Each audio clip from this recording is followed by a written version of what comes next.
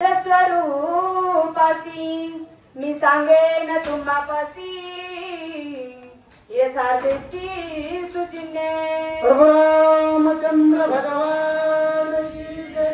आता सर्व सृष्टीसृजन रामपुर अप्रवर्ग माता बघित नमुंद वैवर्ग ज्ञानवर्ग गुणवर्ग ओसरू करती मारुती वाच्य सूचक महाराज मंदिर दादा रामदेवत हनुमानाचे चरण नतमस्तक कथेला सुरुवात रम्य रामायण आहे, गोड रामायण आहे आणि भावार्थ रामायण कथेचा विषय असा आहे माता सीतेचा शोध करण्यासाठी रामचंद्र असणारे वृक्षांना, वेलींना, झाडांना, पाषाणांना, वनस्पतींना, डोंगरांना सगळ्यांना आव्हान देऊन रामचंद्र विचारतात.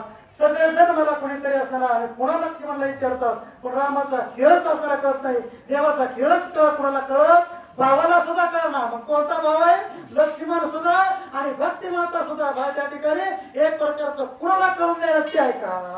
रक्त नेत्र रक्त धरा सुंदर सुनासिका सुकुमार कटी रत्नाढ्य कटी सूत्र पितांबरधर जानकी. रक्त असणारे दैत्यमान असणाऱ्या हरणासारखे, हरणाच्या पाडसासारखे जिचे डोळे तर कंबर असणारे दैत्यमान अति सुंदर असणारे नाजूक आणि साजूक आहे राज सुकुमार अशा प्रकारचा असताना त्या सीतेचा असताना पुतळा आणि तो तुम्ही वरक्षण वेलेन पाषाणांना हे डोंगराच्या तो पाहिला का? असं असताना लक्ष्मणाला सगळ्यालाच रामचंद्र वनात पंचवटीच्या लावण्याची खाणी तुम्हा माझी देखील कोणी ते सांगावी मजला गोणी तिची धावानी मी करीन. अशी असणारा लावण्याची खान दैदिप्यमान अति सुंदर असणारी सीता कोणी असणार पशूंना पक्ष्यांना असणारा गेलींना वृक्षांना पुढे डोंगरांना पाहिले का? हे झाडांना तुम्ही पाहिले का? असं जर असेल तर मी तिकडे धावत जाईल, पण तुम्ही मला निरोप द्या. वायूने वृक्ष पल्लावर डोलती श्रीराम म्हणे मध वृक्ष बोलावी ती ऐसे मनोनिया तया प्रती धावोनी वेग प्रती सोय जाय. वृक्षाचे पाने आणि त्याची सत्ता पण तू असताना वृक्षांना वेलींना असताना तिकडं वाऱ्यानं झाडाचे पान हालत होते.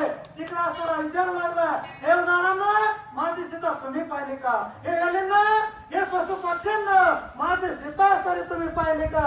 असं असताना प्रत्येकाला विचारू लागला. सगळं कळत होता. देव चातुर जाणण्यानंतर वर्तत होता. पण तेथे न भेटता सीता परम दुःख श्री रघुनाथा मूर्छित पडे मागुता सीता विलपी. हे सीते चौकड पाहू लागला. काही दिसेला द्यावं लागला. परमात्मा चौकड कोण करत दिसताना काय करावं म्हणून असताना त्या ठिकाणी टाकलं